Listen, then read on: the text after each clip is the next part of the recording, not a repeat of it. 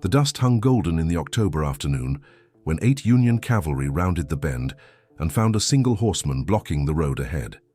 The sergeant raised his hand. His men stopped. 8 rifles, 8 sidearms, 8 trained soldiers against 1 man on a dark horse. The lone rider did not move. He sat perfectly still in his saddle, a saddle that had something hanging from it, something that made the youngest cavalryman squint, then go pale. "Surrender in the name of the United States Army." The sergeant called out, his voice carrying across the Missouri silence. The rider tilted his head slightly. The afternoon sun caught his face, and then he laughed. Not a nervous laugh, not a defiant shout, a genuine, quiet laugh. Like someone had just told him the most amusing joke he had heard in months. What happened next would be talked about in Union camps for weeks. 8 armed soldiers, trained cavalrymen, slowly moved their horses to the side of the road. They let him pass. 1 man against 8, and they moved. To understand how that was possible, to understand what those soldiers saw in that single rider that made them choose life over duty, you need to understand who was sitting on that horse. His name was William Anderson.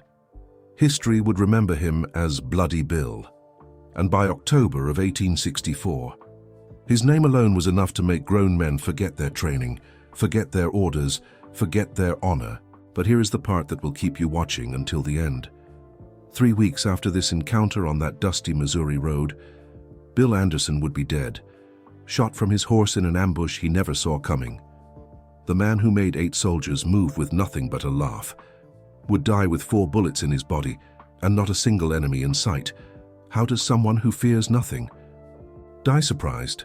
That question has an answer, and it begins 18 months before that October afternoon, in a building in Kansas City with a 14-year-old girl named Josephine. The American Civil War was not fought only on battlefields. In Missouri, it was fought in farmhouses, in churches, on dirt roads exactly like the one where Bill Anderson faced those 8 cavalrymen. The border between Kansas and Missouri had been bleeding since 1854. Jayhawkers from Kansas raided Missouri farms. Bushwhackers from Missouri struck back. It was not a war between armies. It was a war between neighbors. By 1863, the rules had been abandoned entirely. Union forces issued Order No. 11, forcing the evacuation of entire counties. Families who had farmed the same land for generations were given 15 days to leave or be shot as guerrilla sympathizers. This was the world William Anderson grew up in. He was not born a killer. Records show he was a horse trader from Kentucky. A young man who moved to Kansas with his family seeking opportunity. He had 3 sisters, a mother he loved, a life that was ordinary in every way. But in Missouri in 1863, ordinary lives had a way of ending violently. Bill joined the Confederate guerrillas not out of ideology, but survival. When Union sympathizers killed his father in a dispute over horses, Bill had 2 choices, accept it or fight back. He chose to fight under William Quantrill. Bill learned the art of guerrilla warfare. Hit fast, vanish faster. Never fight fair because the enemy would not fight fair either. He was good at it, too good. By early 1863, Bill had developed a reputation, not for bravery, although he was certainly brave, not for skill, although his aim was deadly. No, Bill Anderson became known for something else entirely: his eyes. Survivors of his raids would later describe them the same way, over and over. One Union soldier who lived through an ambush in Jackson County put it simply, "I have seen men angry, I have seen men afraid, I have seen men in the grip of battle fever, but Anderson, there was nothing in his eyes, nothing at all, like looking into a well that went down forever. That emptiness, that void, was already there before October 1863, but it was not complete. Something still lived behind Bill Anderson's eyes in the summer of that year. Some flicker of the man he had been, some remnant of the brother, the son, the human being. Then they took his sister, and whatever was left inside him died with her. Her name was Josephine Anderson. She was 14 years old in August of 1863. If you look at the historical records, you will find that Union authorities in Kansas City had a problem. The guerrillas, Quantrill, Anderson, the younger brothers, were being supplied by sympathizers. Food, ammunition, information. The Union solution was simple, brutal, effective. They arrested the women, sisters, mothers, wives. Anyone connected to known guerrillas was rounded up and held in Kansas City as leverage. Josephine Anderson was arrested along with her sisters, Mary and Martha. Their crime was being related to Bill. They were placed in a 3-story building on Grand Avenue, a building that had been condemned as structurally unsafe months earlier. The Union commander knew the building was dangerous. He put the women there anyway. On August 14, 1863, the building collapsed. Mary Anderson, Bill's sister, died instantly. Josephine, little Josephine, who was only 14, was pinned under the rubble. Witnesses heard her screaming for 6 minutes. Then the screaming stopped when they pulled her body from the wreckage. Her spine was crushed. Her ribs had punctured her lungs. She was still breathing when they reached her. She died looking up at the sky, at the faces of Union soldiers who had put her in that building, knowing exactly what they had done. Bill Anderson received the news 2 days later. A messenger found his camp in the Missouri woods and delivered a letter. Bill read it once. He read it twice. Then he folded it very carefully and placed it inside his coat. He did not say a word. One of the men in camp that day, a guerrilla named Frank Smith, would later describe the moment. Bill went to his horse and started saddling it. His hands were steady, perfect steady. I asked him what was wrong. He looked at me and there was nothing there anymore. Whatever had been Bill Anderson was gone. Just gone. Like a candle someone blew out. 3 days later, Bill rode into Kansas City, not to rescue anyone, not to negotiate. He rode into Kansas City to find his sister's body. What he found instead was her dress. They had buried Josephine in a plain cotton shift, but her dress, the dress she had been wearing when they arrested her, was still in the possession of Union authorities. Evidence, they called it. Bill took the dress. It was torn, stained with blood, stained with the dirt of the collapsed building where his baby sister had screamed for 6 minutes while her spine slowly crushed. He folded that dress and placed it in his saddlebag. He would carry it for the next 18 months. Every day, every raid, every killing. He carried his dead sister's bloody dress like a talisman of vengeance. And this is the first loop I promised to close. When those 8 Union cavalry saw Bill Anderson on that October afternoon, when the sergeant ordered him to surrender, one of the younger soldiers noticed something hanging from Bill's saddle. It was not just the scalps, not just the human hair braided into the reins. It was something white, something fabric, something stained dark with old blood. The soldier did not know what it was, but the sergeant did, because Sergeant Thomas Wilkins had been stationed in Kansas City in August of 1863. He had seen that dress before. He had been one of the soldiers who pulled Josephine Anderson from the rubble. When Wilkins recognized that dress, when he understood exactly who was sitting on that horse in front of him, everything changed. This was not just a Confederate guerrilla. This was the man who had sworn to kill everyone connected to his sister's death. And Wilkins. Wilkins had been there. But we are getting ahead of ourselves, because to understand why 8 soldiers moved their horses for one man, you need to understand what Bill Anderson did in the 18 months between his sister's death and that afternoon on the Missouri road. You need to understand how the horse trader from Kentucky became the most feared man in the entire border war. You need to understand Centralia. September 27, 1864, Bill Anderson and 80 of his guerrillas stopped a train. There were 125 passengers aboard, civilians, but also 24 unarmed Union soldiers returning home on leave. Bill ordered the soldiers off the train. He had them stripped to their underclothes, and then he gave them 10 seconds to pray. The massacre that followed was not quick. It was not clean. It was not military. It was slaughter. 23 of the 24 soldiers were executed in the field beside the railroad tracks, shot at close range, mutilated after death, their bodies left in the Missouri sun as a message. One soldier survived by playing dead under the corpses of his comrades for 4 hours. When he finally crawled away, when he finally made it to Union lines.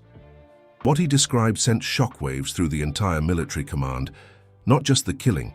The man who led it, Bill Anderson, the survivor, testified, walked among the bodies like he was taking a Sunday stroll.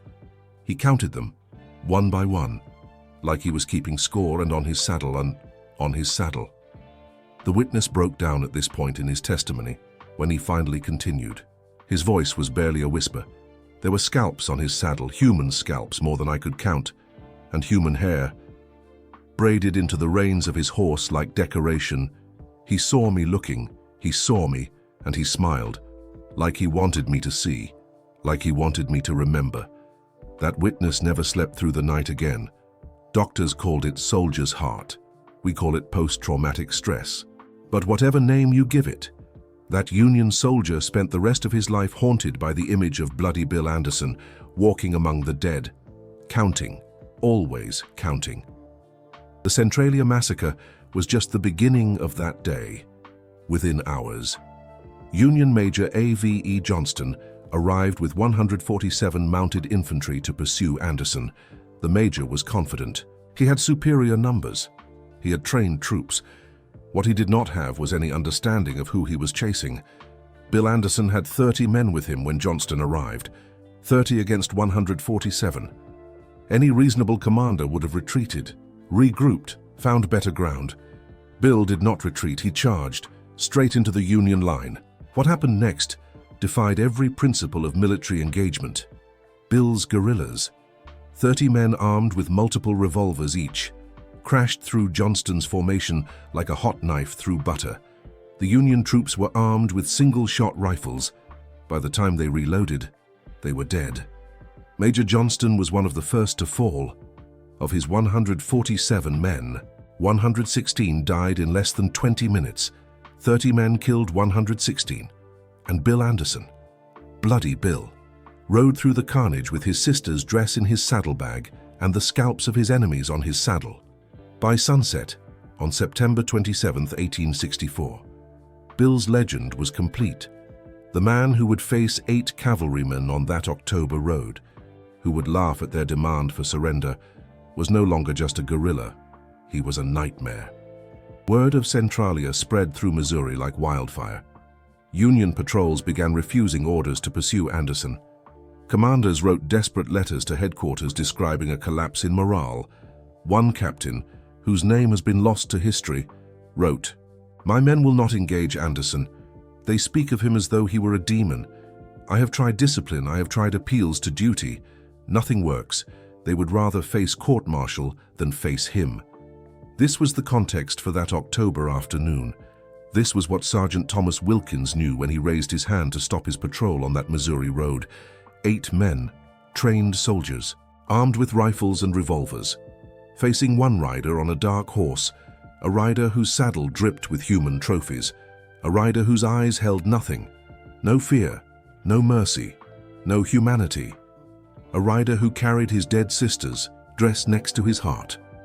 The confrontation lasted less than 2 minutes, but in those 2 minutes, everything that Bill Anderson had become was put to the test.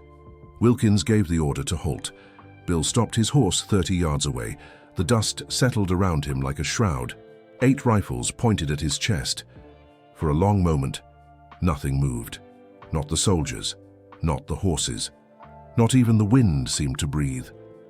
Then Wilkins spoke. "Surrender in the name of the United States Army. You are William Anderson. You are wanted for murder and sedition and crimes against military personnel. Dismount and lay down your weapons." Bill did not respond. He simply sat there, his hands resting casually on the pommel of his saddle. His right hand was inches from the Navy Colt on his hip, but he made no move to draw. He did not need to. The youngest soldier in the patrol, a boy named James Morrison, who was barely 19, would write about this moment 3 decades later in his memoirs. "I had my rifle aimed at his heart. My finger was on the trigger. All I had to do was squeeze, but I could not do it. Something in his eyes stopped me. He was not afraid. He was not bluffing. He looked at us like we were already dead, like our dying was just a matter of timing, like it had already happened. and he was just waiting for us to catch up. Bill let the silence stretch, then, slowly, he spoke. 8 of you. His voice was calm, almost conversational. 8 of you. And you want me to surrender? He shook his head slightly. Which of you wants to be first? Morrison continued in his memoir. That was when I understood.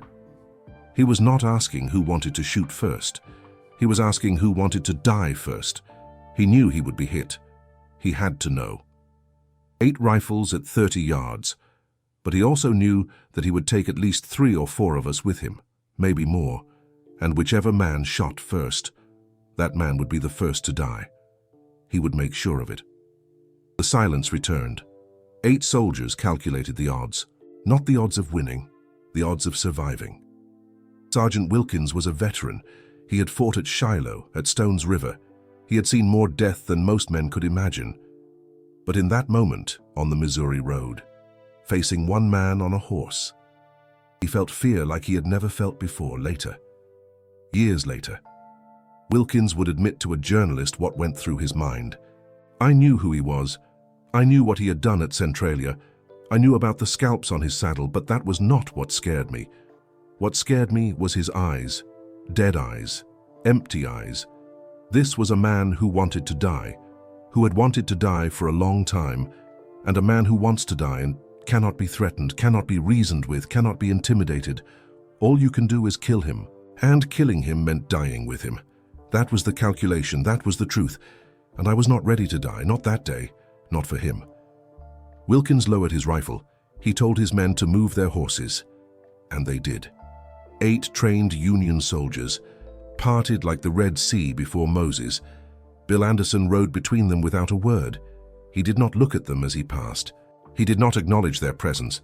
He simply rode through, as though they were not worth his attention, as though they had always been going to move, as though any other outcome was inconceivable. And in a way, it was. Here is the second loop I promised to close. When Bill rode past Sergeant Wilkins, when he was close enough to touch, Wilkins saw Bill's saddle clearly for the first time. Not just the scalps, not just the human hair, the dress, that blood-stained white dress, folded neatly and tucked beside the saddle horn. Wilkins recognized it instantly, because he had been there. He had been one of the soldiers who entered that condemned building on Grand Avenue after it collapsed. He had heard the screaming. He had seen them pull Josephine's body from the rubble. He had seen that dress, when it was still on a dying 14-year-old girl. And now, 18 months later, he was seeing it again, on the saddle of her brother, the brother who had sworn to kill every man connected to her death. Wilkins never told anyone about that moment, not until he was dying, 50 years later, in a veterans hospital. His last words, according to the nurse who attended him, were not about his wife, not about his children, not about God or redemption. His last words were, he knew. On that road, he knew who I was. He let me live on purpose, wanted me to remember, wanted me to spend the rest of my life knowing I was alive because he allowed it. The nurse did not understand. But we do now. Bill Anderson let Sergeant Wilkins live for the same reason he carried his sister's dress. Memory. He wanted Wilkins to remember Josephine. He wanted Wilkins to remember the sound of her screaming under the rubble.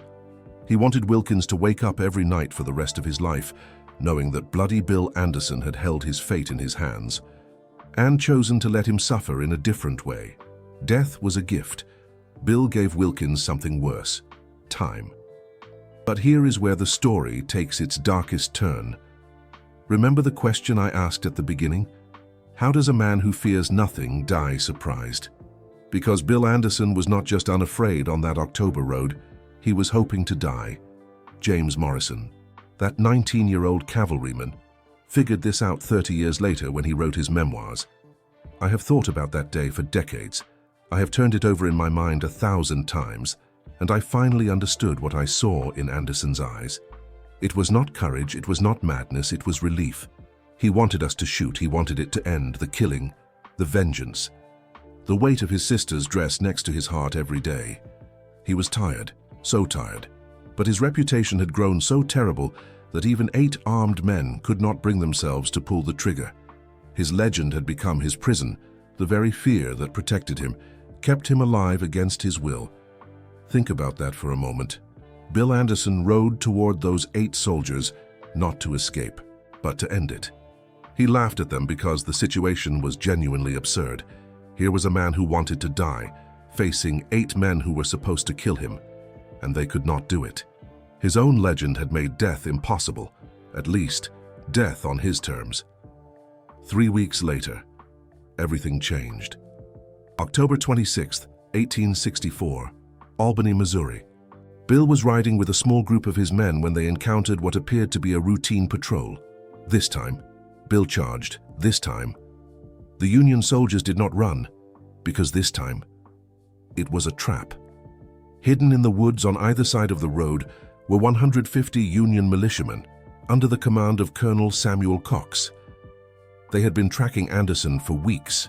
They knew his patterns, they knew he would charge, and they had prepared accordingly.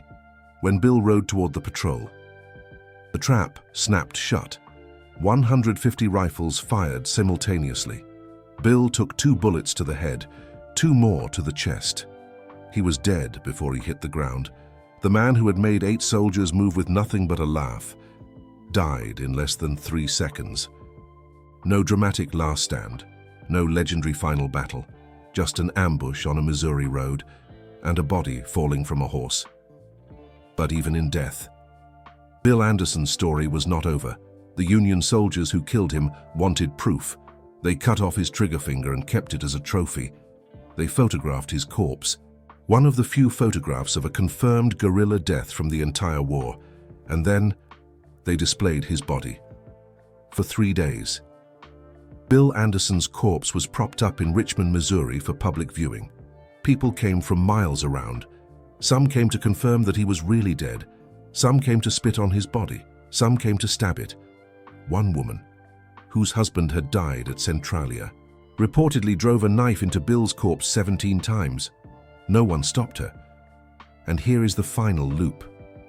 What was Bill carrying in his pocket when he died?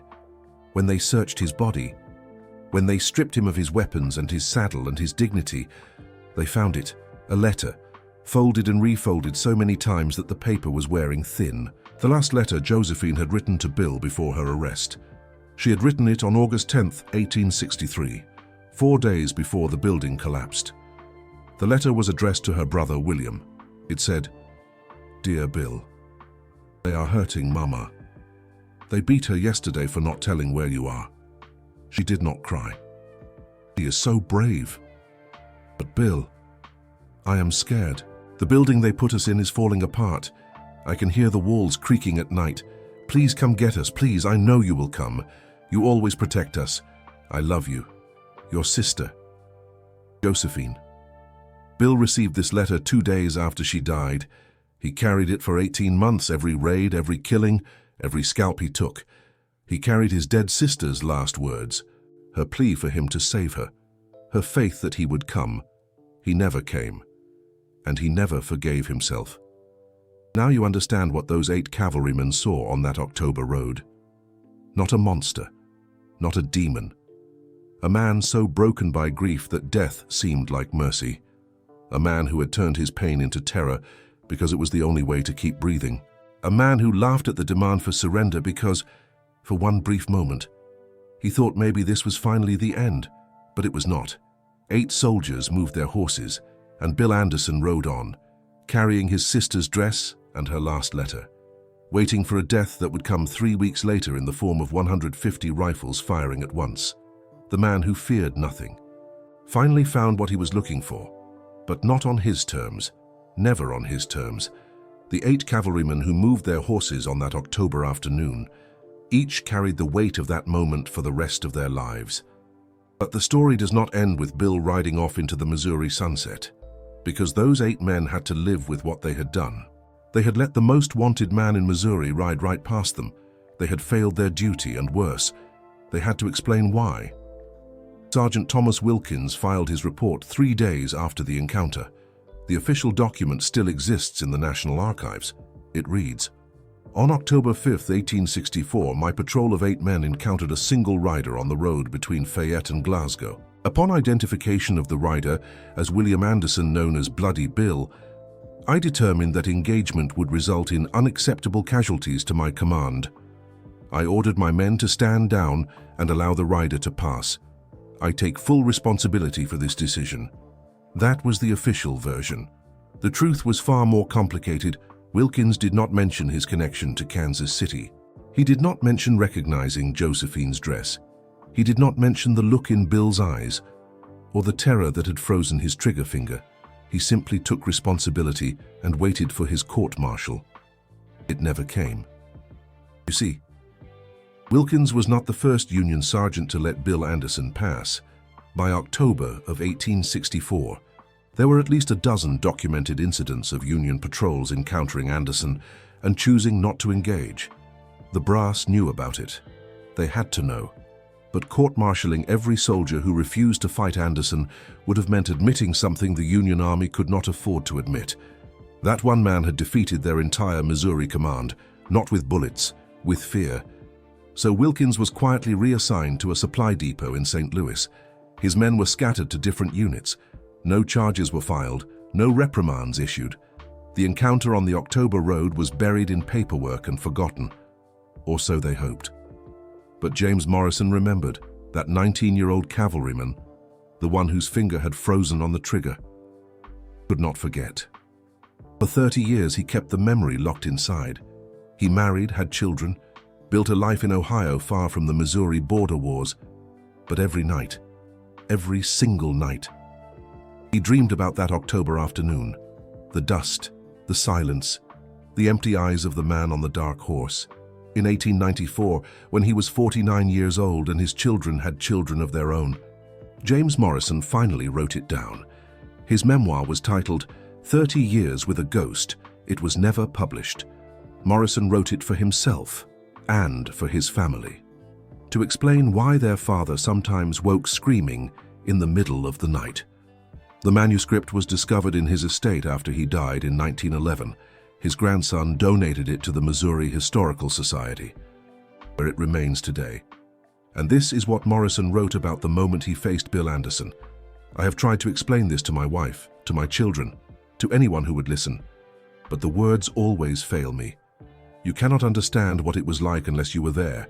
8 of us, trained soldiers, veterans of a dozen engagements. We had killed men. We had watched friends die. We thought we knew what war was. We knew nothing. Bill Anderson was not a soldier, he was not a guerrilla, he was not even a man in any sense that word can convey. He was vengeance made flesh. When he looked at us, and I will never forget this as long as I live, when he looked at us, I felt something I had never felt before. Not fear exactly. Fear is what you feel when you face danger. Fear is rational. Fear tells you to run. This was different. This was the absolute certainty that I was already dead.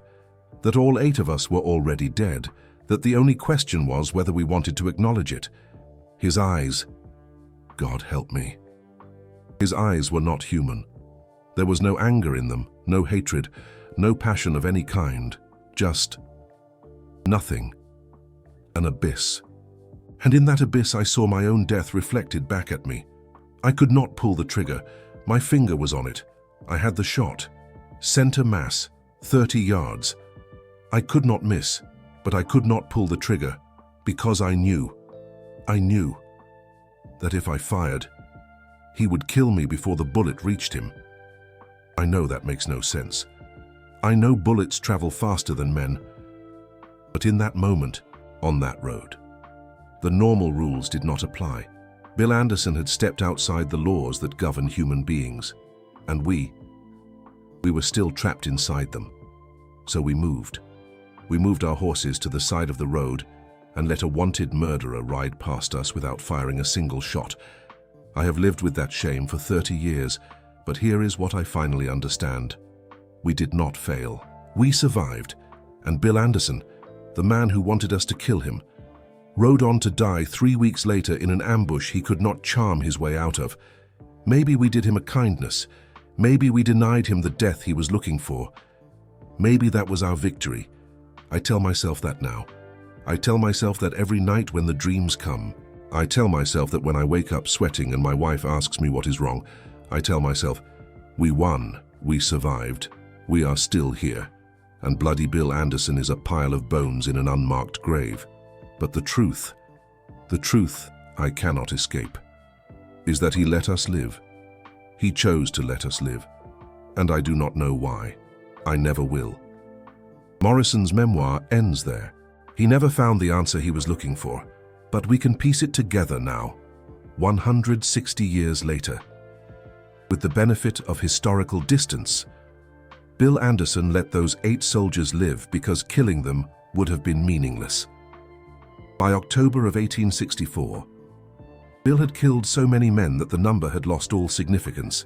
One account puts his personal body count at over 100, another at 200. The truth is probably somewhere in between, but whatever the exact number, 8 more would have meant nothing. 8 more scalps on his saddle, 8 more names he would forget by morning, 8 more souls to join the army of ghosts that followed him everywhere he rode. What would be the point? No. Bill let those soldiers live because killing them would not have brought Josephine back. Nothing would bring Josephine back. Bill knew that. He had known it for 18 months. Every raid, every massacre, every scalp, none of it changed anything. His sister was still dead. Her dress was still stained with blood. Her last letter was still folded in his pocket, still asking him to save her. Still filled with faith that her big brother would come. He never came, and all the killing in the world could not undo that failure.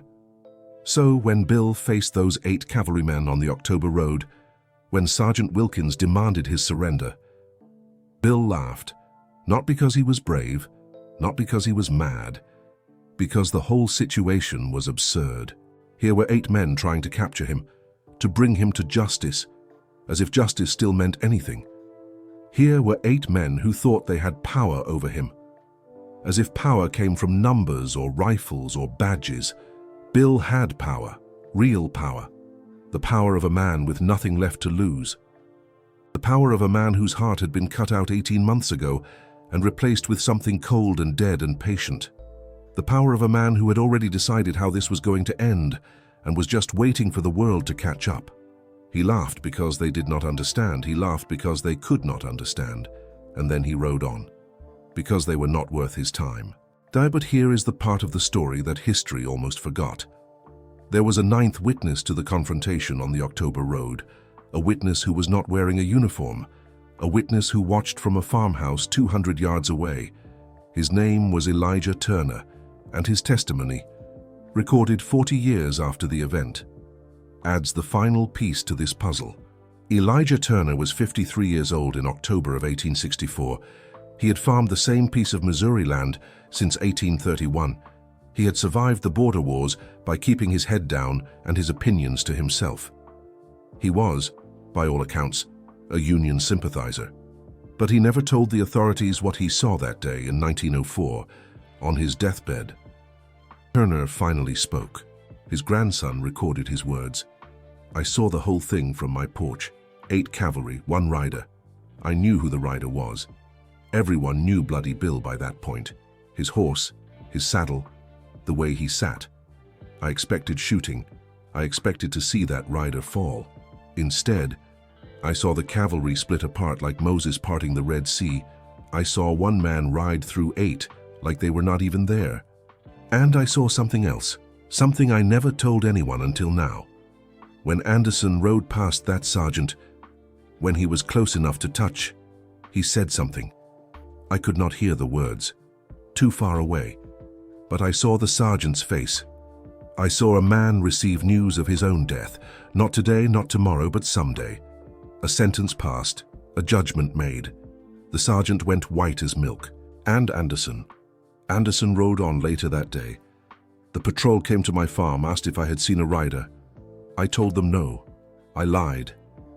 You know why? Because I was afraid, not of Anderson. Anderson was miles away by then. I was afraid of what I had seen. I was afraid of what it meant. If one man could make 8 trained soldiers forget their duty, forget their honor, forget everything they believed in, then what did that say about the rest of us? What did that say about civilization itself? I have thought about that question for 40 years, and I still do not have an answer. Elijah Turner died 3 days after giving that testimony. His grandson published it in a local newspaper. No one paid much attention. By 1904, the Civil War was ancient history. Bill Anderson was a footnote in textbooks. The border wars were a distant memory that Missouri would rather forget. But the question Turner asked, that question lingers. What does it say about us? About human beings? About society itself? When one man can walk through our defenses by sheer force of will, what does it say when fear defeats training? When reputation defeats numbers? When the legend becomes more powerful than the reality? Bill Anderson was not invincible. The ambush at Albany proved that. 150 rifles, 4 bullets, 3 seconds. That was all it took to end the nightmare. But for 18 months, from August 1863 to October 1864, Bill Anderson was something more than human. He was a symbol of what happens when civilization breaks down, a symbol of what happens when grief becomes rage, and rage becomes action, and action becomes habit, a symbol of the darkness that lives inside all of us, waiting for the right trigger, waiting for the right loss, waiting for the moment when we stop caring about consequences. Bill Anderson did not choose to become a monster. The war made him, the Union made him. The collapsed building in Kansas City that crushed his 14-year-old sister made him. And once he was made, once that transformation was complete, there was no going back, no redemption, no peace. Only the road ahead, only the next killing, only the dress in his saddlebag and the letter in his pocket, and the question that haunted every waking moment. Why did I not save her? Why was I not there? Why am I still alive when she is dead? The 8 cavalrymen who moved their horses on that October road, they did not face a guerrilla. They did not face an outlaw. They faced a question with no good answer. What would you do? If everything you loved was taken from you, what would you become? If the people who took it were never punished, what would stop you from becoming exactly what Bill Anderson became? Those soldiers looked into that question. They looked into the void of Bill's eyes and they saw themselves reflected back. That was why they moved, not because of his reputation, not because of his skill with a gun, because they recognized something in him, something that lived inside them too, something they were terrified to acknowledge. The Civil War ended 6 months after Bill Anderson's death. The border wars slowly faded into history. The surviving guerrillas scattered. Some, like Jesse James and Cole Younger, became outlaws and legends in their own right. Others disappeared into ordinary lives, farmers and shopkeepers, and family men who never spoke of what they had done. The 8 cavalrymen from that October road went their separate ways. Sergeant Wilkins died in 1914, his last words about the man who let him live. James Morrison died in 1911, his memoir discovered after his death. The others left no record. Their names are lost. But what happened on that Missouri road and what they experienced in those 2 minutes, that lives on, in historical archives, in family stories passed down through generations, in the lingering question that Elijah Turner asked on his deathbed. What does it say about us? Here is what I believe it says. We are all capable of darkness, every single one of us, under the right circumstances, with the right losses, with the right provocations. Any of us could become what Bill Anderson became. That is the truth we do not want to face. That is the truth those 8 soldiers saw in his eyes. That is the truth that made them move their horses. Not because Bill Anderson was different from them, because he was not. If you have watched this far, if you have traveled through 18 months of vengeance and slaughter and grief, then you understand something important. Bill Anderson was not born a monster. He was made, and the people who made him, the Union commanders who put his sister in that building, the soldiers who watched her die, they created something they could not control. They took an ordinary man and turned him into a nightmare. And for 18 months, that nightmare rode through Missouri, collecting scalps, counting bodies, waiting for someone to end it. The 8 cavalrymen on the October Road could have ended it. They chose not to. 3 weeks later, 150 militiamen at Albany chose differently. 4 bullets, 3 seconds. Done. But the question remains, what would you have chosen if you were Sergeant Wilkins, standing on that road, looking into those empty eyes? Would you have pulled the trigger? Would you have taken the shot, knowing you would probably die with him? Or would you have moved your horse and lived with the shame and wondered for the rest of your life what it meant? There is no right answer. There never was. You have just witnessed one of the forgotten moments of American history, a confrontation that lasted less than 2 minutes, but revealed something profound about human nature. 8 soldiers, 1 rider, no shots fired, and a question that echoes through 160 years. What makes a man into something that other men cannot face? Stories like this, the ones that do not make it into textbooks, the ones that show us who we really are. They take time to uncover and tell properly. When you click Super Thanks, you are not just supporting a channel. You are saying that these forgotten stories matter. You are saying that history is more than battles and generals and dates. You are saying that you want to understand. Even when understanding is uncomfortable, every contribution helps us dig deeper into the archives, find more stories like this one, bring more forgotten moments back to light. Thank you for being part of this. Thank you for caring about history. Bill Anderson's grave has never been found. After they displayed his body, after they let the public spit on it and stab it, the Union buried him somewhere near Richmond, Missouri. They did not mark the grave. They did not want it to become a shrine. 160 years later, historians still search for his remains. They will probably never find them. But Bill Anderson does not need a grave. His memory lives in the stories, in the terror he inspired, in the question he posed to every man who faced him. What would you do? What would you become? How far would you go? The 8 cavalrymen moved their horses that October afternoon. They let a monster pass, and they spent the rest of their lives wondering if they made the right choice. Here is the truth. There was no right choice. There never is. Not in war, not in vengeance, not in the space between civilization and chaos where men like Bill Anderson are born. The only choice is to survive and to remember and to hope, against all evidence, that we never face a question like that ourselves. I want to hear from you. What do you think those soldiers should have done? Was moving their horses an act of cowardice, or the only rational response to an irrational situation? And what does Bill's story teach us about the cost of vengeance? About what happens when grief is not given space to heal? About the darkness that lives in all of us, waiting? Drop your thoughts in the comments below. This is the kind of history that does not have easy answers, but it is the kind of history we need to remember, because somewhere, right now, another Bill Anderson is being made. Another ordinary person is facing a loss so great that everything else stops mattering. And the question is not whether they will seek vengeance. The question is whether anyone will be brave enough to stop them. Until next time, remember the October Road.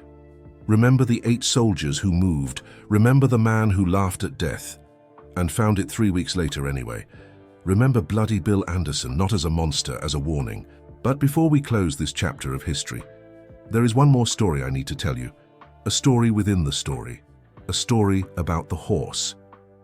Bill Anderson's horse was as famous as the man himself. A dark bay gelding with a white blaze on its forehead, captured from a Union supply train in early 1864. The horse had no name that history recorded. Bill simply called it the Bay. But that horse, that animal, understood something about its rider that even Bill's own men did not fully grasp. One of the surviving guerrillas, a man named Thomas Todd, who rode with Bill for 8 months, described the relationship in testimony given after the war. Anderson talked to that horse like it was human, not the way most men talk to animals, gentle, quiet. Sometimes for hours, when we would camp for the night, Bill would sit with the bay away from the rest of us, just talking. About what? I never knew, but the horse would stand perfectly still, ears forward, listening, like it understood every word. Todd continued, I asked Bill once what he told that horse. He looked at me for a long moment. Then he said, "I tell it about Josephine. I tell it about Mama. I tell it about the building. The horse does not judge. The horse does not forget. The horse just listens." That was when I understood something about Bill Anderson. He was alone, completely alone, surrounded by men who followed him into hell and back, but alone. The only thing on this earth he could talk to without pretense, without reputation, without being Bloody Bill, was that horse. When Bill died at Albany, when those 4 bullets knocked him from the saddle, the bay did something extraordinary. The horse did not run. 150 rifles had just fired. The air was thick with smoke and screaming. Every other horse in the guerrilla band was panicking, bolting, throwing riders. But the bay stood still. It stood over Bill's body. And when Union soldiers approached to confirm the kill, the bay attacked, hooves and teeth.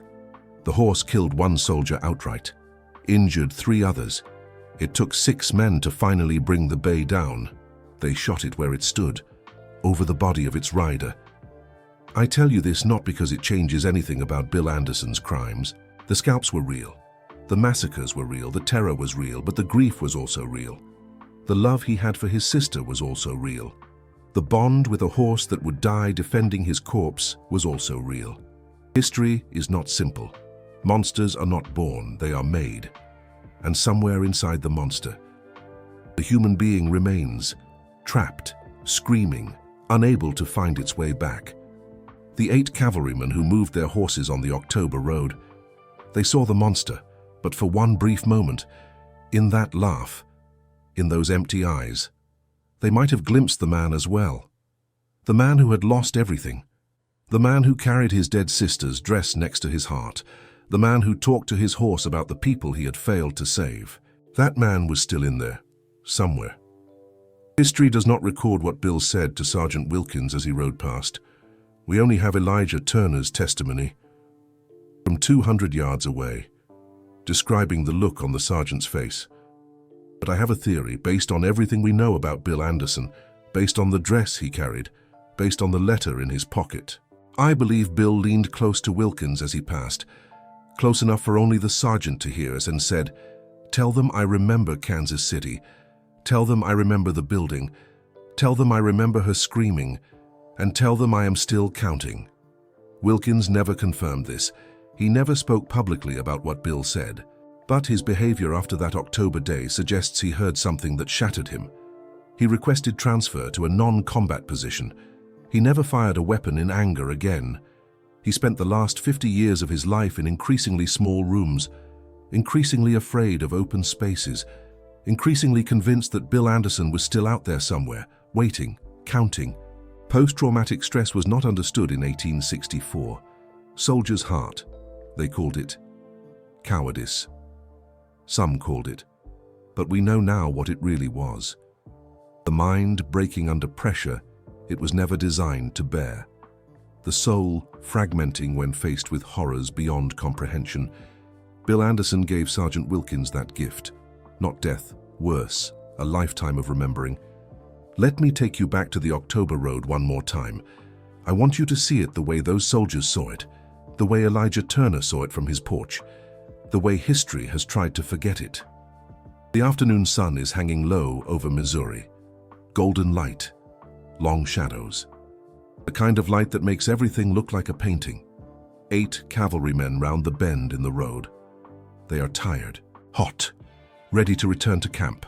The patrol has been uneventful. Another day of searching for guerrillas who always seem to be somewhere else.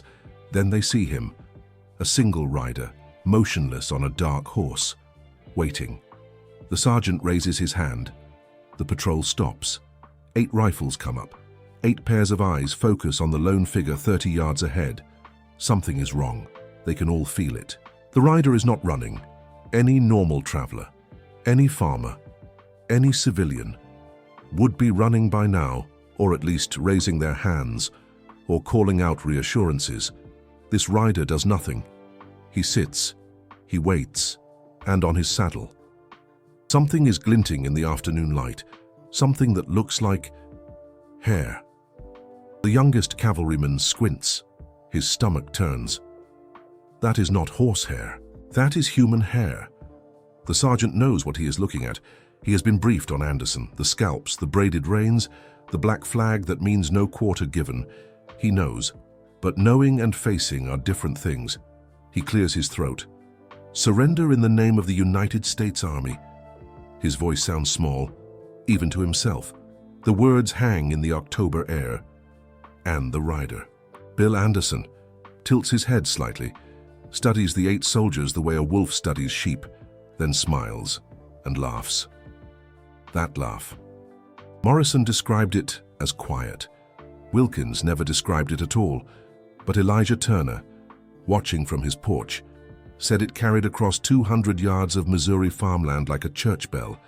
It was not loud, it was not long, but it changed everything. In that laugh. The 8 soldiers heard their own death. In that laugh.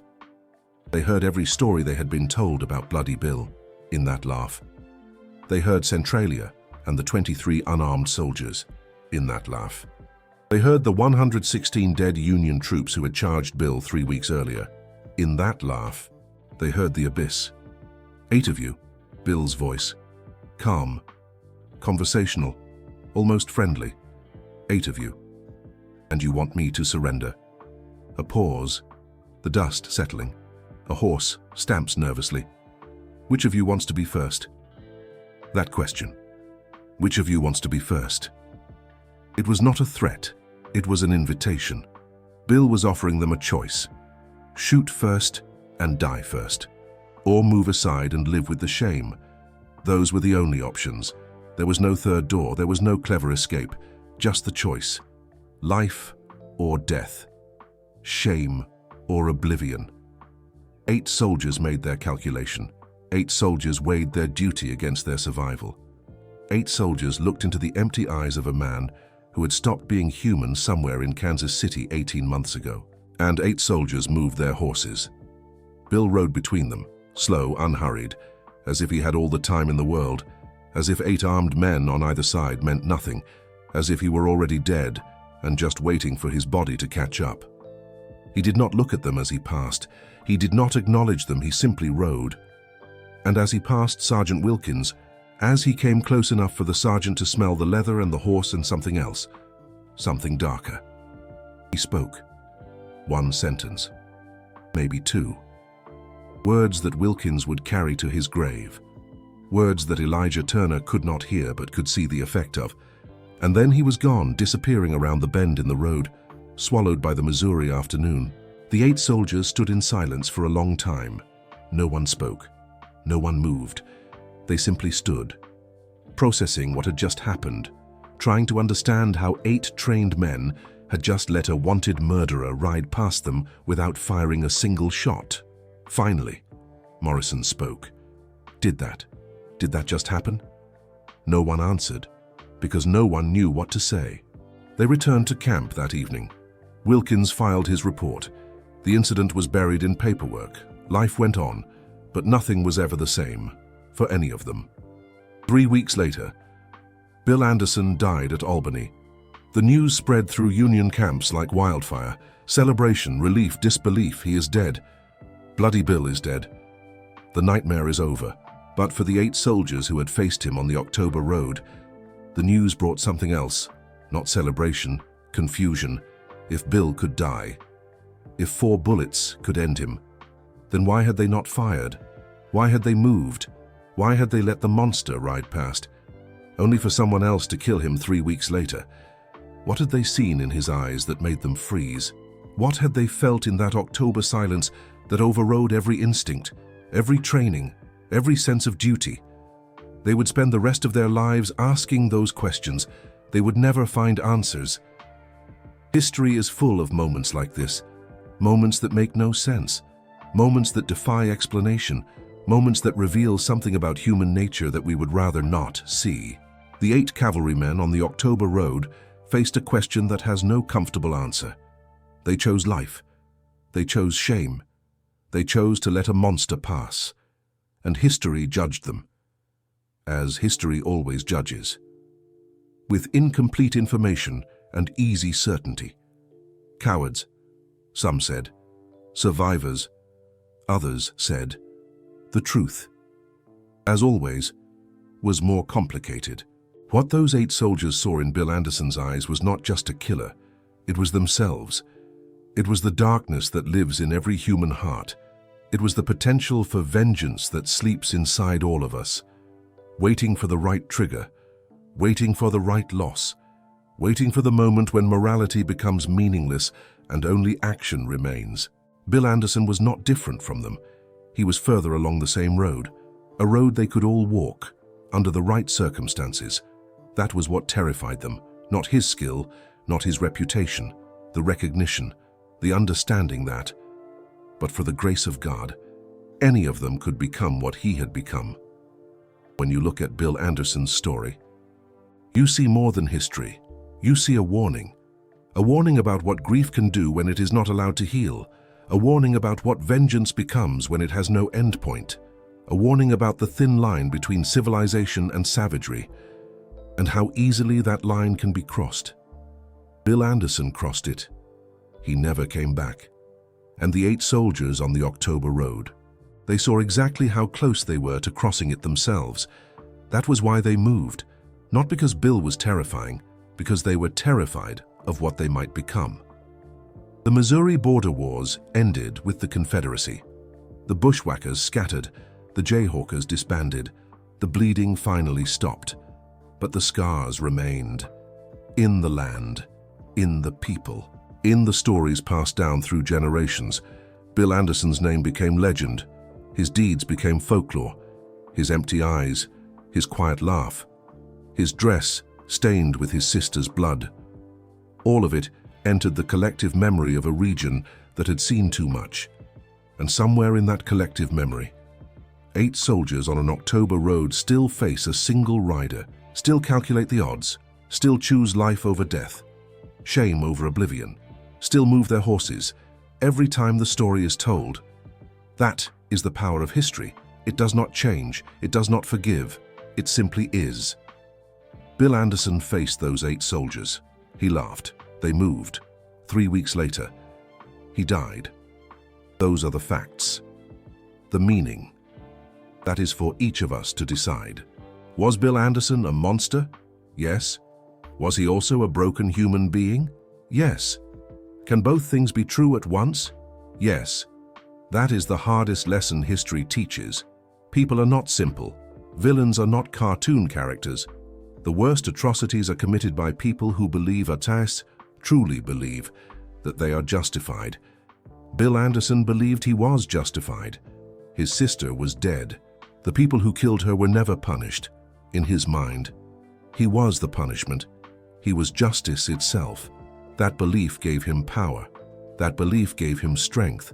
That belief made 8 trained soldiers move their horses rather than face him.